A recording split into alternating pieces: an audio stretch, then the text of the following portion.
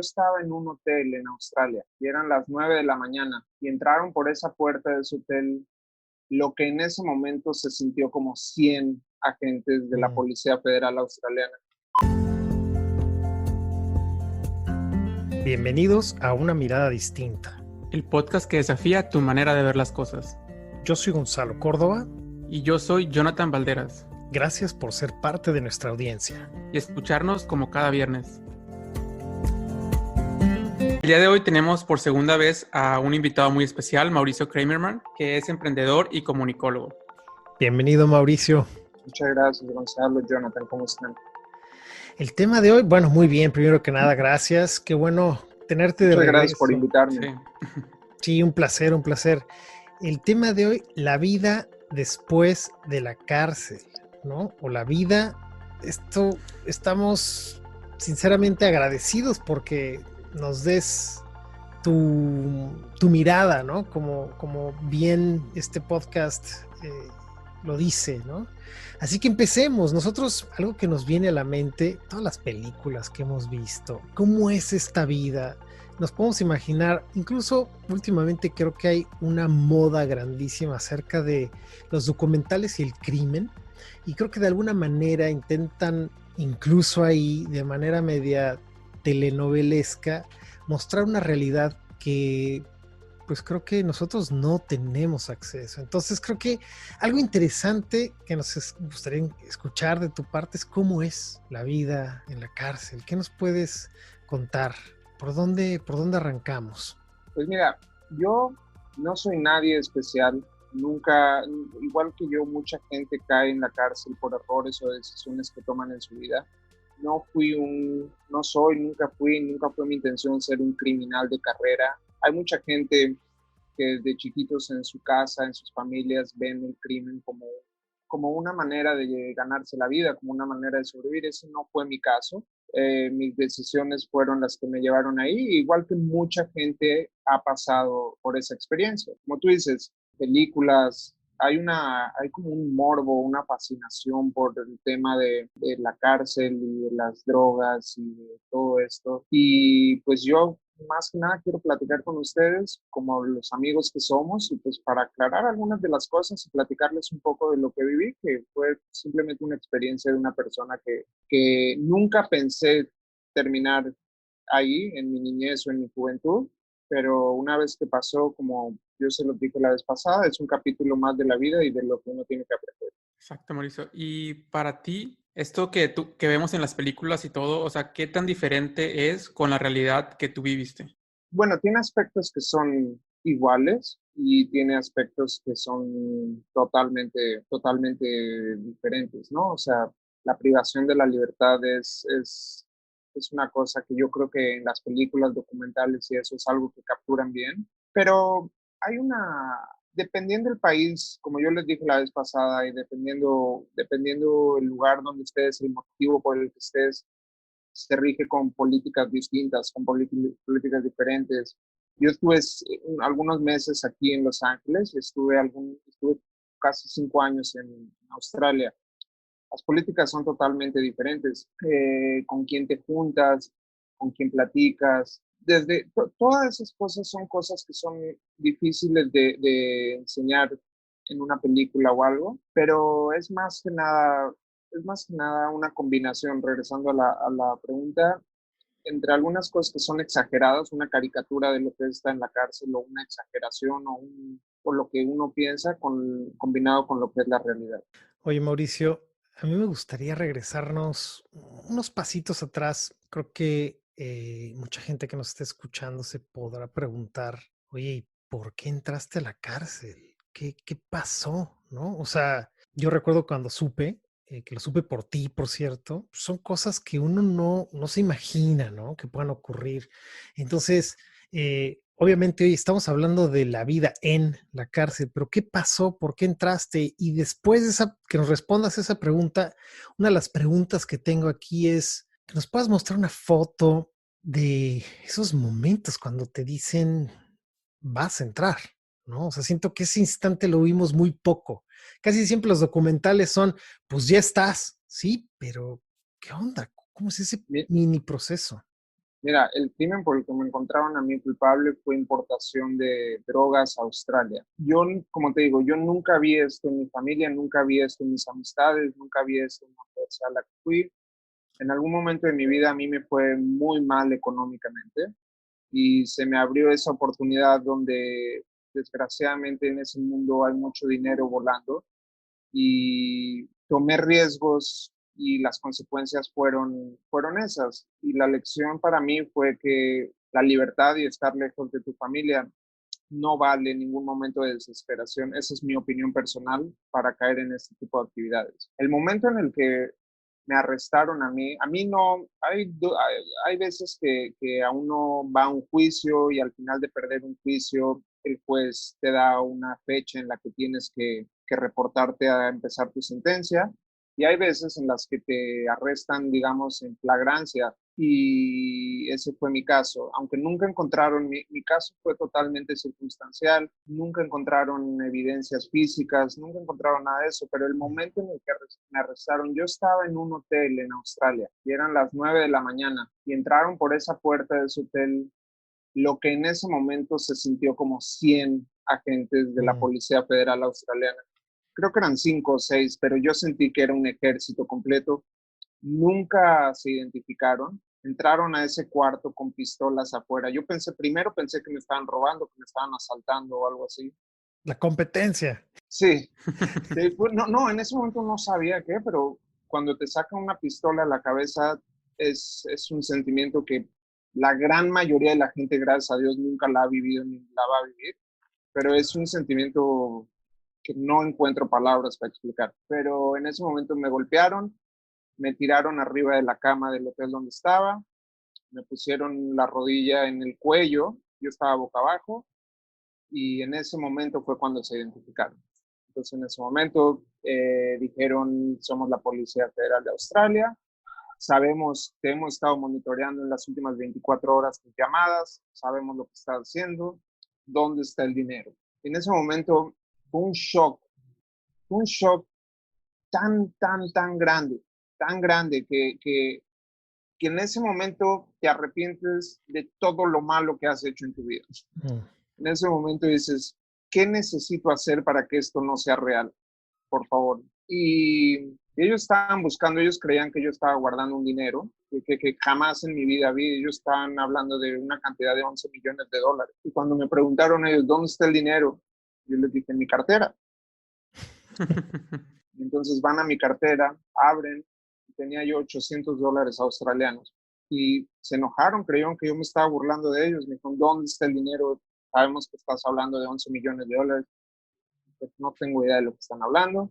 Y me tiraron, me esposaron, me tiraron a la esquina del cuarto, voltearon ese cuarto, era un hotel de lujo, voltearon ese cuarto, voltearon en los colchones y desarmaron las lámparas, hicieron de todo, de todo, de todo.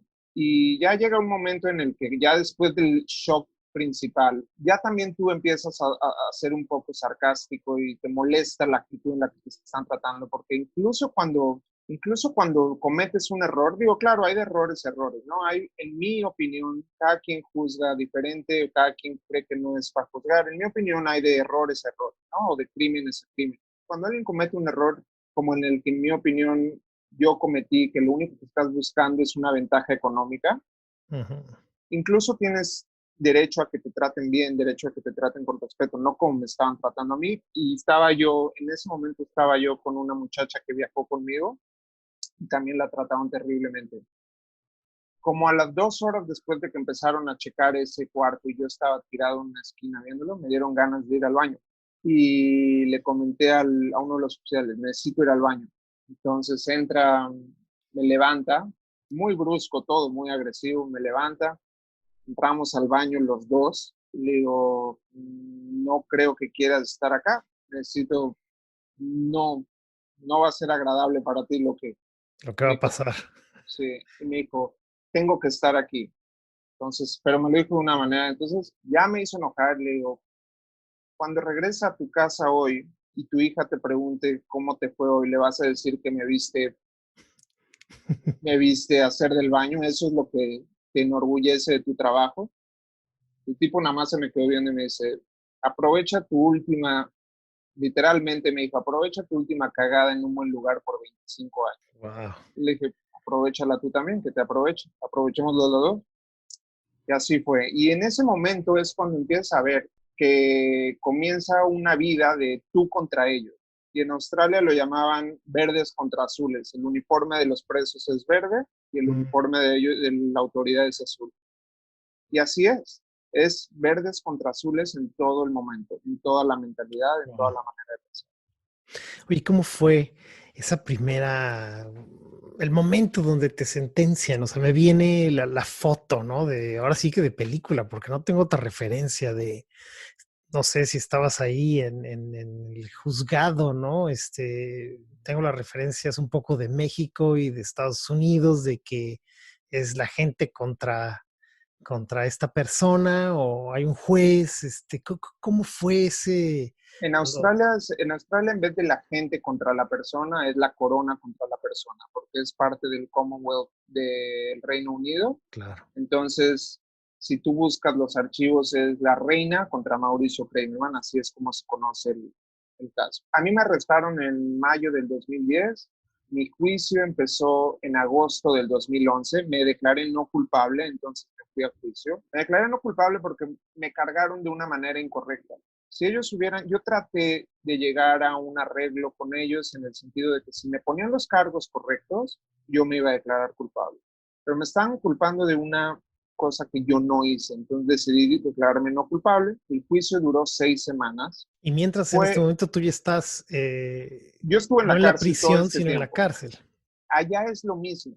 Allá es lo mismo. Allá es simplemente estás en un área diferente, pero es el mismo edificio, la misma propiedad, pero es lo mismo. Allá no hay ninguna diferencia entre cárcel y prisión. Es lo mismo. Entonces yo durante estos meses estuve ahí. Es un momento en el que tú tienes que preparar tu caso, porque para los abogados, y eso como consejo a quien escuche el programa de ustedes y quien vaya a pelear alguna cuestión legal, para los abogados tú eres un caso más, tú eres un file más, tú esto, mientras que para ti tú estás peleando por tu vida. Entonces, durante todos los tardes, cuando te arrestan, te ponen en máxima seguridad. La rutina de máxima seguridad es estar encerrado en tu celda 17 horas al día. Entonces, durante esas 17 horas al día no tienes otra cosa que hacer más que, en mi opinión, estudiar tu caso y ver cuáles son los errores y ver cuáles son la evidencia, lo que aquí llaman discovery, y ver todas esas cosas y simplemente concentrarte porque tú estás peleando por tu vida. Hay gente que le deja todo en las manos del abogado y yo siempre estuve en contra de eso. Y no puedes hacerlo. El abogado termina su trabajo y se olvida de ti y tú es tu vida. Quiero regresar a algo que no sé si la gente está entendiendo. A ver, en este momento estamos los tres en nuestras casas, en nuestros departamento, casa, donde estemos.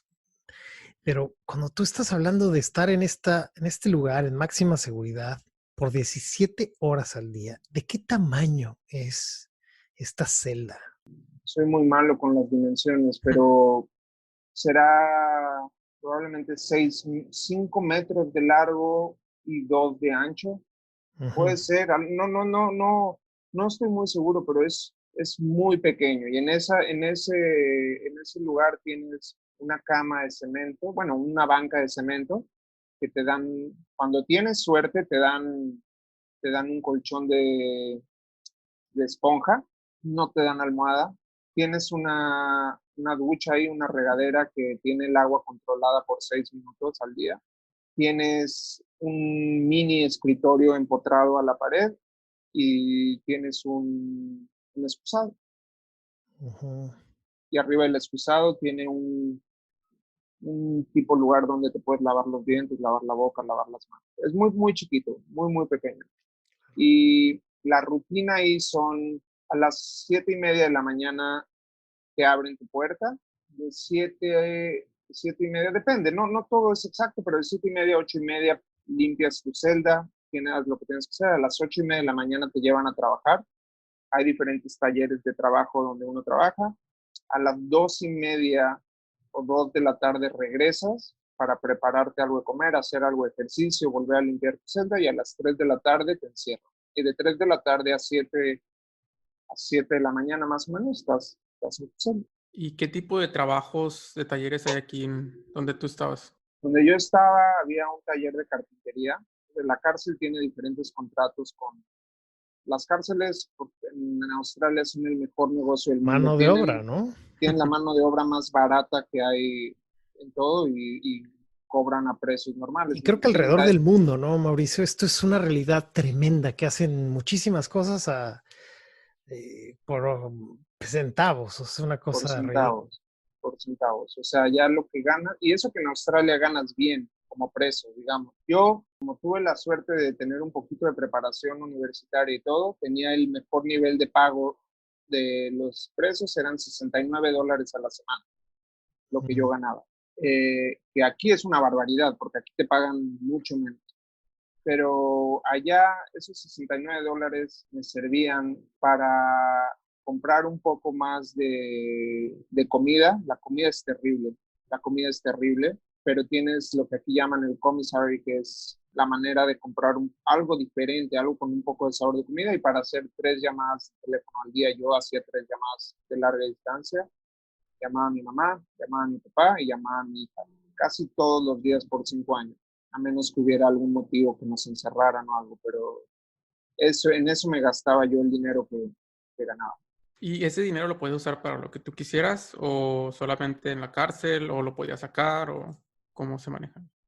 Eh, no lo tenías que usar a la fuerza, y si tú decidías no usarlo a la hora que terminas tu sentencia, si tienes algo ahorrado, te lo dan y te lo llevas.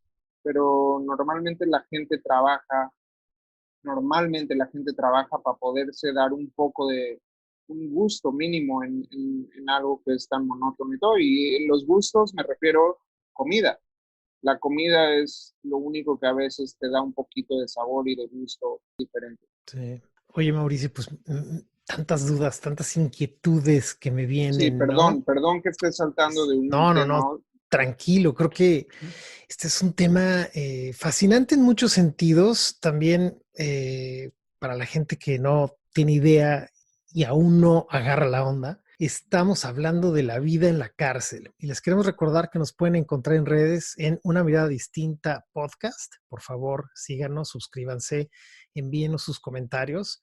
Pero regresando contigo, Mau, pues me viene a mí que dentro de todo esto, yo creo que los que nunca hemos entrado a un lugar como este, los que pensamos además, ¿no? Que nunca nos va a tocar algo así, hemos escuchado muchísimo de las injusticias dentro de la cárcel, hemos escuchado la violencia dentro de la cárcel.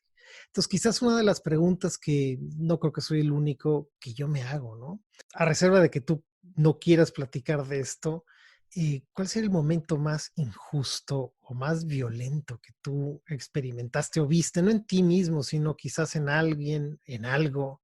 El momento más violento que vi, yo estuve en una cárcel porque te van cambiando de edificios, de cárceles, para que no te sientas muy cómodo, para que no hagas mucha amistad con los oficiales, para evitar planes de escape. Entonces te van Para cambiando.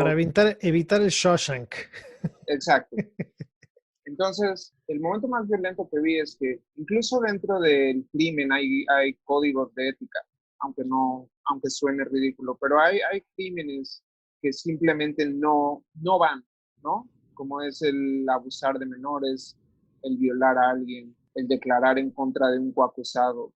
Hay cosas que simplemente no se aceptan. Esa gente normalmente está en un área separada donde los protege.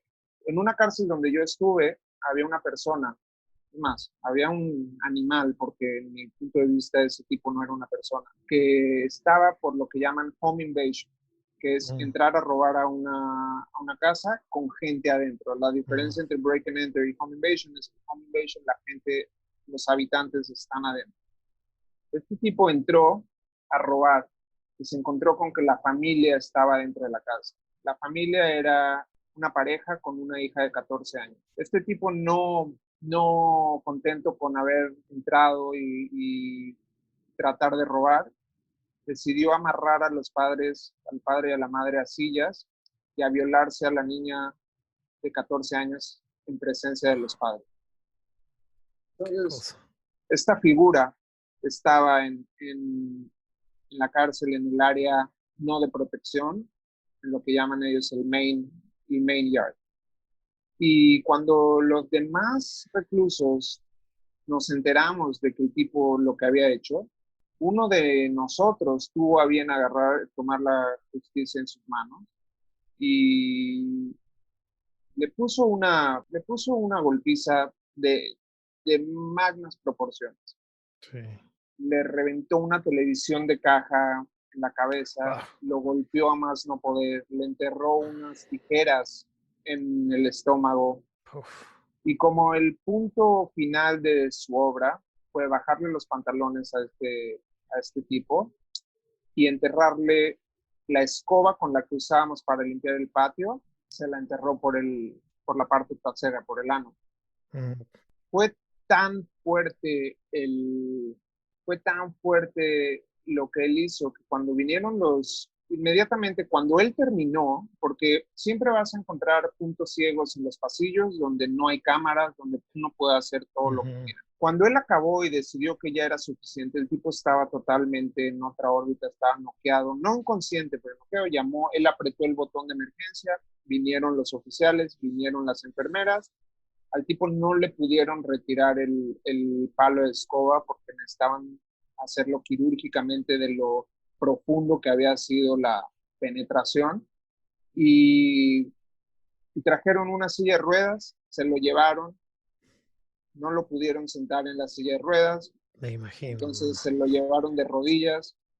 Y fue un momento totalmente bizarro y surreal porque una felicidad ver a un tipo tan asqueroso, verlo casi muerto. Entonces, por un momento estás viendo la cosa más violenta que has visto, que te puedes imaginar, y por otra, sientes una honesta felicidad de que a alguien finalmente se le haya hecho justicia, no justicia legal, pero por lo menos un poco del dolor que él le puso a esa familia para toda la vida. Y cuestiones de injusticia, esta historia me pareció increíble.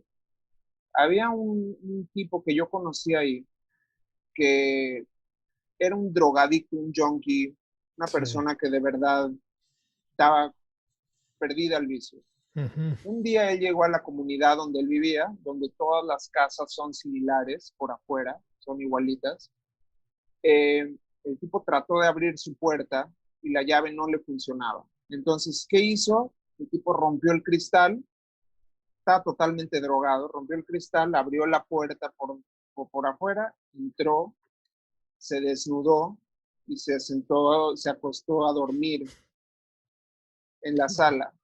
El pequeño detalle es que no era su casa, era la casa de uno de los vecinos. La vecina, cuando sale en la mañana y ve a este tipo desnudo, acostado así, llama a la policía y dice que le están faltando no sé cuántas joyas para que el seguro se las pague. Él no hizo nada. Su error, su crimen fue ser un enfermo de adicción. Pero, perdón, la vecina, su error fue ser un enfermo de adicción. La vecina, donde vio la oportunidad de ganar un poco de dinero con el seguro, lo acusó de haberse robado joyas por arriba del $500,000, una cosa así. Entonces el tipo estaba acusado por home invasion, y cuando tu crimen crece de cierta cantidad de dólares, subes a otro nivel de crimen. Eso creo que fue lo más injusto que me tocó ver. Qué triste, qué cosa, ¿Y qué fue lo más injusto que tú viviste? Soy honesto, Jonathan, a mí no sabría contestarte bien a eso porque nunca me ha gustado yo ponerme en un papel de víctima. Y creo que no creo que nada de lo que haya pasado a mí fue injusto. Hubo algunas cosas difíciles. Por ejemplo, igual que en toda Europa, en Australia, las cárceles son nidos por ejemplo, el extremismo religioso, ¿sí? Entonces, por ejemplo, hay una comunidad islámica ahí simplemente se va al extremo y ahí es el nido donde empiezan con ideas, gente débil de mentalidad Radicales, ¿no? exacto, esa es la palabra, gracias, que se radicalizan totalmente ahí. Yo soy de la religión judía, yo profeso la religión judía. Y eso fue algo difícil, me costó 3 narices rotas, Uf. me costó simplemente por temas religiosos.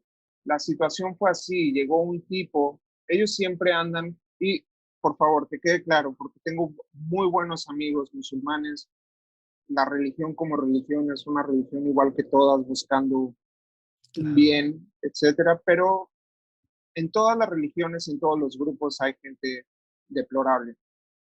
Entonces, a mí se me acercaron, uno de ellos, para que se den una idea, la población de la cárcel de la religión musulmana es por ahí del 40%, 45%. O sea, la gran mayoría de los presos son musulmanes allá.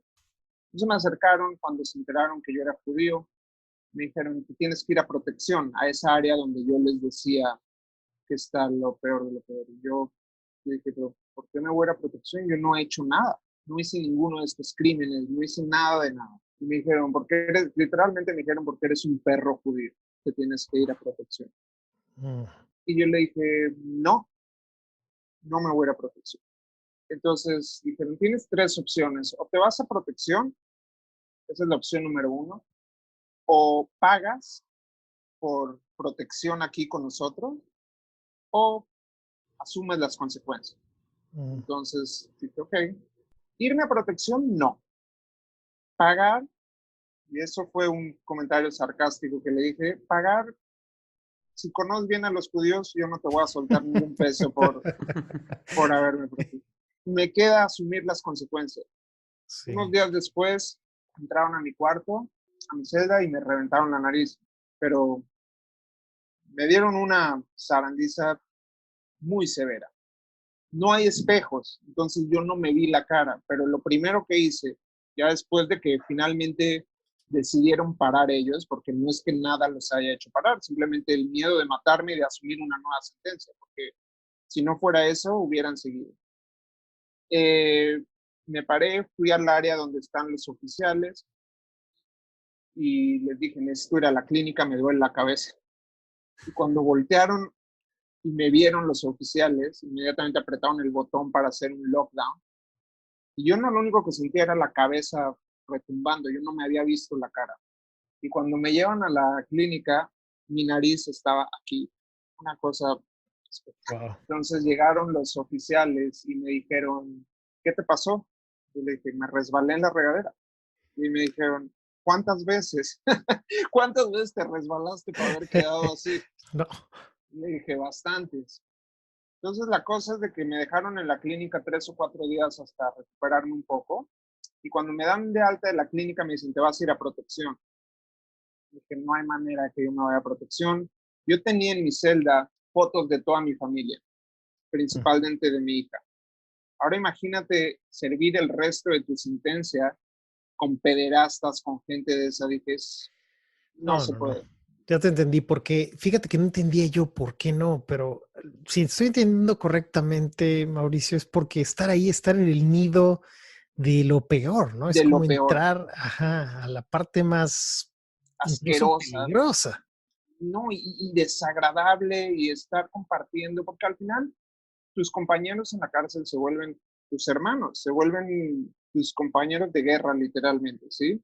Y estar compartiendo con esta gente que está ahí por haber abusado de niños de 5 años, 6 No, no, años, no. a mí no me daba la gana, no podía, no podía, era algo que no sé si hubiera sido capaz de sobrevivirlo, de verdad. Entonces, después de que me dijeron, te tienes que ir porque es nuestro deber cuidar tu vida, yo dije, no me voy, prefiero que me mandes al hueco, como le llaman aquí, a solitario por desobedecer una orden, pero a protección no me voy, prefiero estar solo el resto de mi sentencia en un cuarto que estar ahí.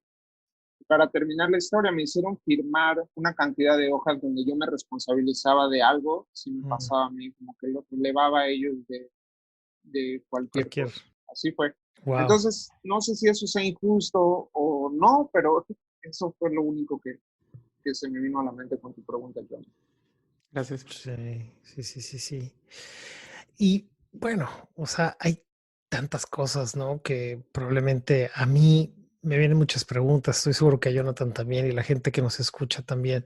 A mí la pregunta que en este momento más me viene, ¿no? Al escucharte, al ver, al verte cómo estás reaccionando ante nuestras preguntas es, ¿qué te ocurre a ti en este momento mientras nos vas narrando la vida en la cárcel? ¿Qué le pasa a Mauricio en su corazón? ¿Qué ocurre? Es como estar anestesiado. El otro día mi mamá me lo decía, me he vuelto una persona fría o dura. Yo no lo creo, yo no lo veo, no lo siento, pero ahorita yo te lo platico y probablemente ustedes que lo están escuchando por primera vez o por única vez dicen, está seria la cosa y yo lo veo, no hay ningún efecto, ni bueno ni malo, es lo que es lo que pasó y así lo siento. Y eso, por eso yo les decía la vez pasada que estuve con ustedes, que el sistema no te hace una mejor persona. No sales de ahí diciendo, wow, aprendí la lección, voy a cambiar, soy mejor, soy más empático, soy más noble. No, te mata los nervios, te mata. Simplemente es un lugar donde te adormece para el Te resto de tu acaba. vida. Oye, Mau, se me ocurre algo. Quiero pensar que a lo mejor en algún lugar del mundo, alguien que está dentro de la cárcel te está escuchando, nos está escuchando en este momento. ¿Qué le dirías a ellos o a ellas, ¿no? Que están allá adentro, que se están identificando con tu historia y dicen, claro, sí, estamos aquí adentro, los estamos escuchando. ¿Cuál sería el mensaje que les podemos dar a estas personas que están en este momento viviendo este proceso? Eh, todo acaba, todo llega a un momento en el que va a terminar. Hay un momento en el que piensas que eso va a ser eterno y que nunca vas a regresar a la normalidad y no hay plazo que no llegue a su fin, no hay plazo. Mira, cuando a mí me sentenciaron a 12 años. Cuando termina la sentencia y salgo yo al cuarto y me abren la puerta hacia mi nueva realidad, había estaba esperando un oficial, una enfermera y una psicóloga. El oficial me dice, me dice, ¿cómo estás? Le digo, bien. Pero, o sea, cuando a mí me dicen 12 años, tengo la misma reacción que ahorita. Simplemente es lo que esperaba, más o menos. Wow. Y me dice, la enfermera me dice, déjame tomarte tu presión y todo eso. Mi presión estaba altísima, altísima. Sí. Y ella me dijo, ¿te sientes bien? Digo, ¿me siento bien?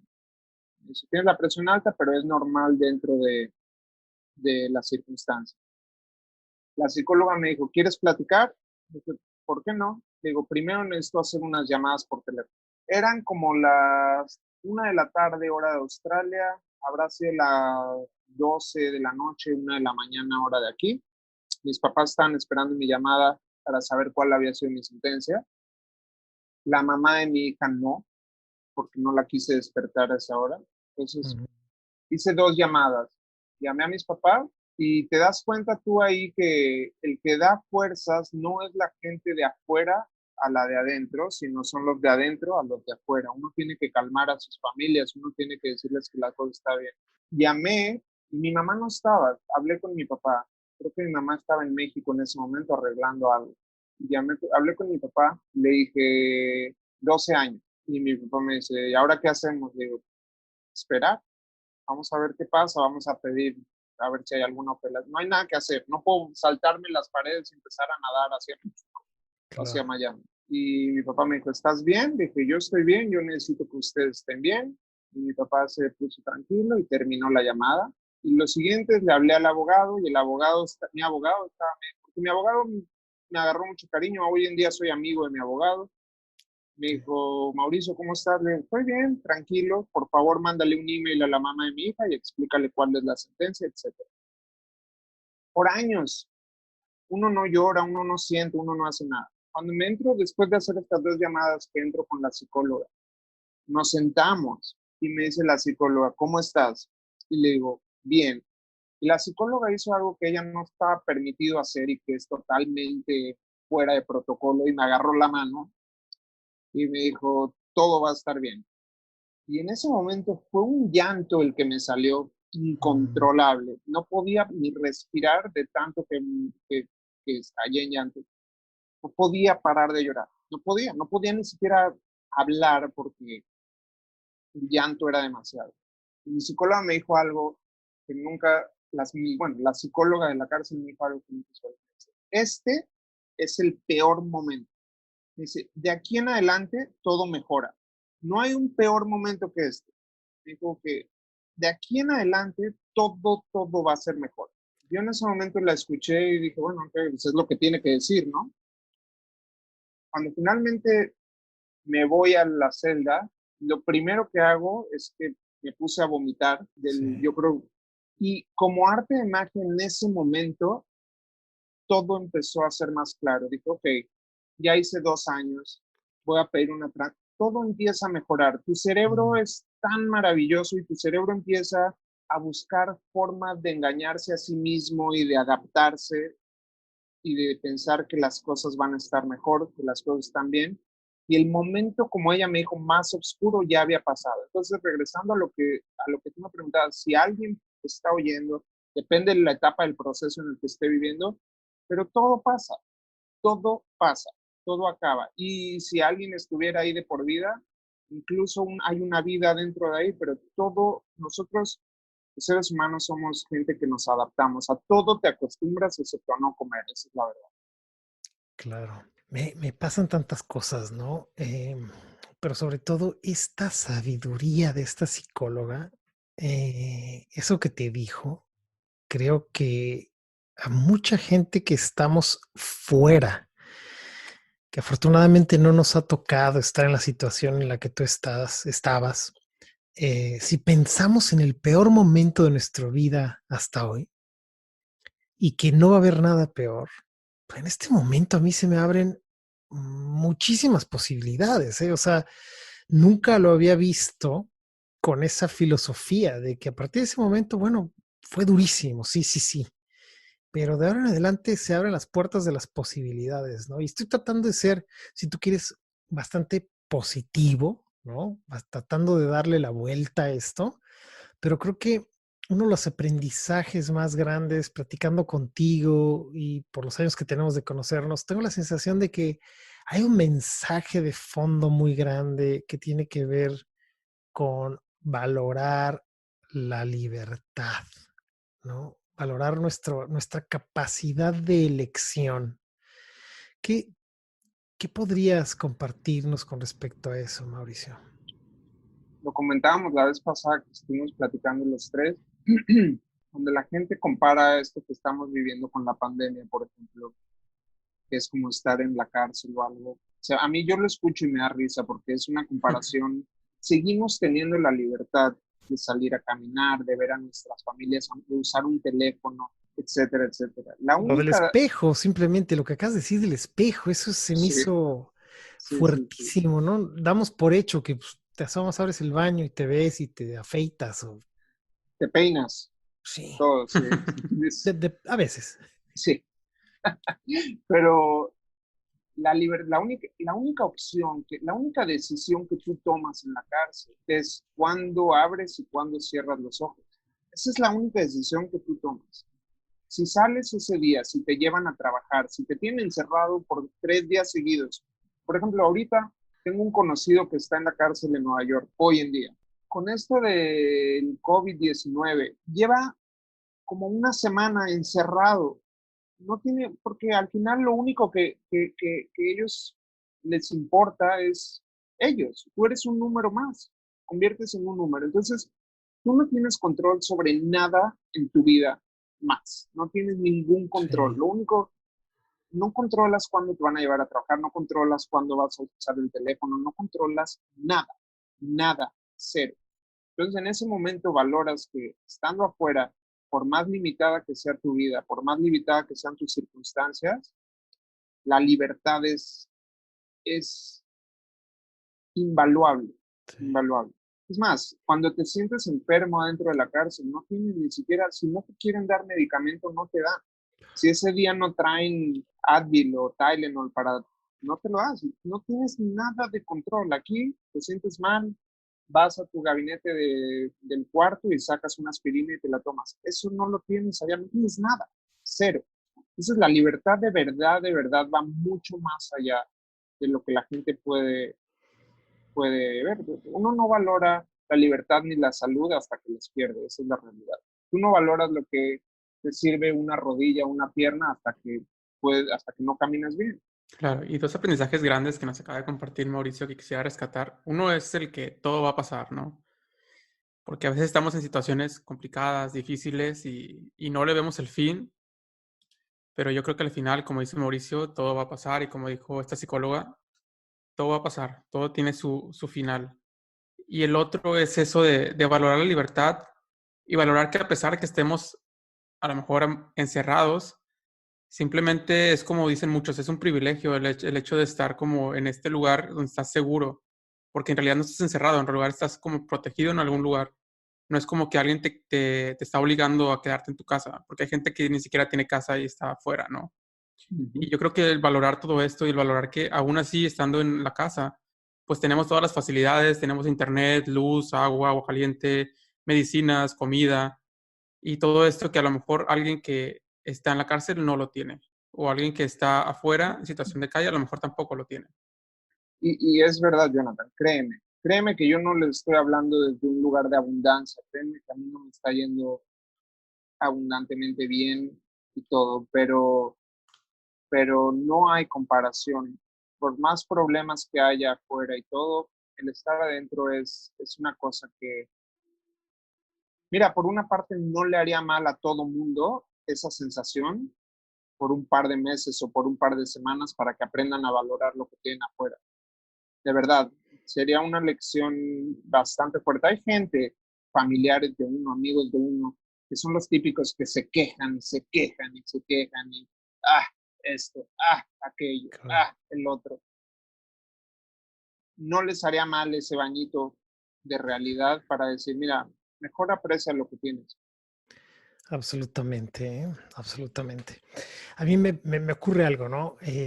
Yo de manera muy, muy, muy personal y muy de corazón a corazón, te quiero dar las gracias por tu historia, por compartir esto que te ocurrió, ¿no? Yo creo que quienes nos están escuchando dicen, ah, qué padre, platicaron, pero no entienden que detrás de lo que estamos hablando hay muchos años que tú estuviste separado simplemente de tu hija, de tus papás, ¿no? No nos lo podemos imaginar. O sea, en este momento te soy sincero, yo no me puedo imaginar una vida lejos de mi hija, ¿no? Y tú pasaste por eso, entonces realmente de corazón un abrazo, toda la gratitud por también tu vulnerabilidad, porque creo que ponerse en este foro, hablar, compartir tu alma, tu ser, te lo agradecemos infinitamente. Sé que no me equivoco y que no estoy Muchas hablando gracias. algo que no sienta también Jonathan. No, muchas gracias. Gracias a los dos, de verdad, muchas, muchas gracias.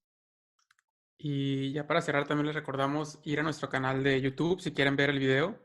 Y también antes de cerrar, Mauricio, me gustaría que si tienes algún pensamiento, algún aprendizaje, algún consejo o algo que quisieras compartirle a la gente en este momento a modo de conclusión. Eh, es difícil aprender en cabeza ajena, ¿no? Hay un dicho así, con experiencias de otro. No vale la pena, y yo sigo cayendo en lo mismo, pero no vale la pena por la desesperación, por algo, poner en riesgo el dejar de ver a tu familia, poner en riesgo tu libertad.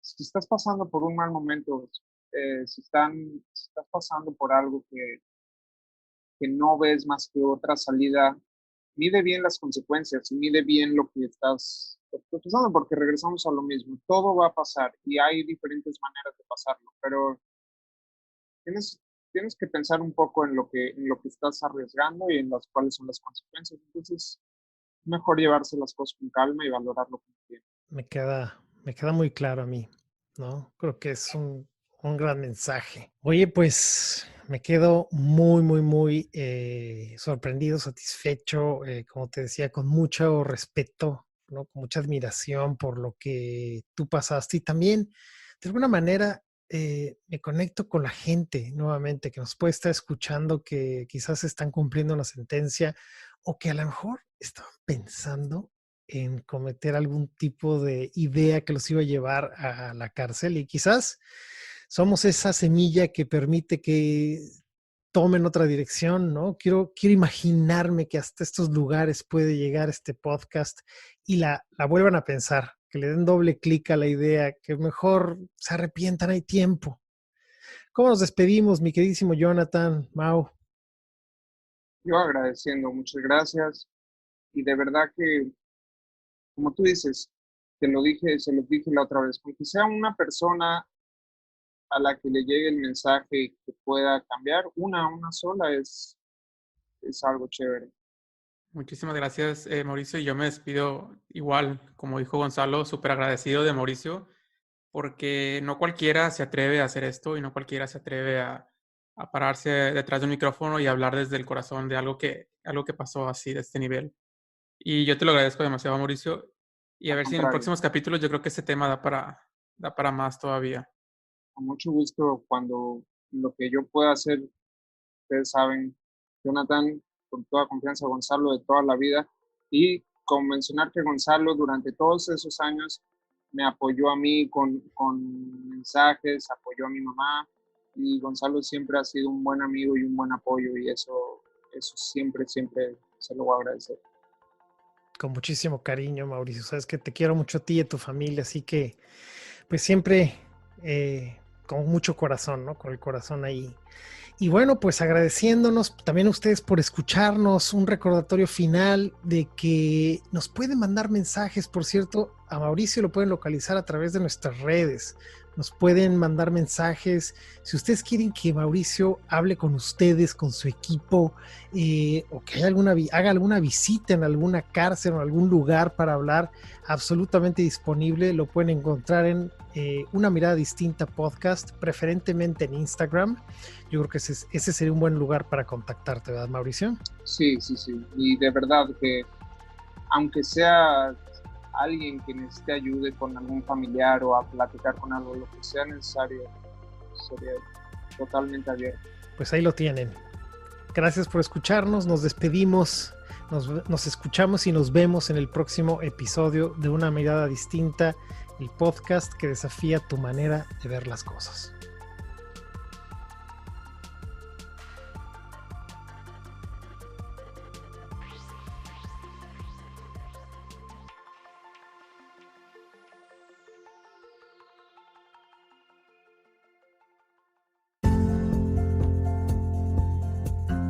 Escúchanos en Spotify, Anchor, Google Podcast y Apple Podcast como Una Mirada Distinta.